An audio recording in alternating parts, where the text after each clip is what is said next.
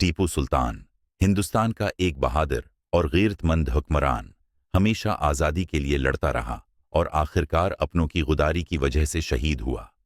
18वीं सदी में जब अंग्रेज हिंदुस्तान पर कब्जा जमा रहे थे, टीपू सुल्तान ने अपनी रियासत मैसूर को आज़ाद रखने के लिए ज़बरदस्त मुज़ाहमत की। वो एक बहादुर सिपाही, बेहतरीन हुक्मरान और जदीद हथियारों का माहिर था।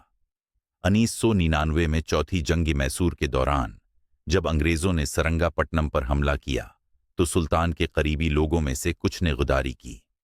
मीर सादिक, जो उसका वजीर था, ने दुश्मन से साज़बाज कर रखी थी। कमरालदीन ने अंग्रेज़ों को खफिया रास्ते और फौज की कमजोरियां बता दें। पोप याफा और दीगर गुदार भी दुश्मन के लिए खफिया मालूमात लेकर गए।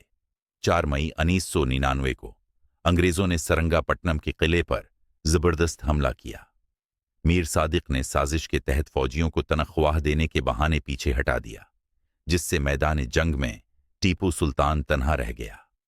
अंग्रेज किले में दाखिल हो गए, लेकिन टीपू सुल्तान ने हथियार डालने के बजाय तलवार हाथ में लिए दुश्मनों का मुकाबला किया। उसने बहादुरी से लड़ते हुए कहा कि शेर की एक दिन की जिंदगी गीदड़ की 100 साला जिंदगी से बेहतर है।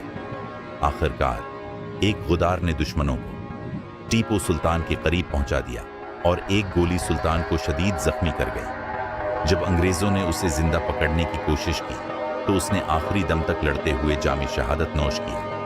अपने दुश्मनों से ज्यादा अपनों की गुदारी खतरनाक होती है। आज़ादी और गैरत की राह में जान देना बज़दिली से जीने से बेहतर है। गुदार हमेशा अपने मफाद ही का ख्याल रखता है, के लिए कौम को बीच देते हैं और तारीख उन्हें कभी मुआफ नहीं करती। टीपू सुल्तान की शहादत ने यह साबित कर दिया कि वो सच्चा शेर था, जिसने अपनी आखिरी सांस तक गुलामी को कबूल नहीं किया।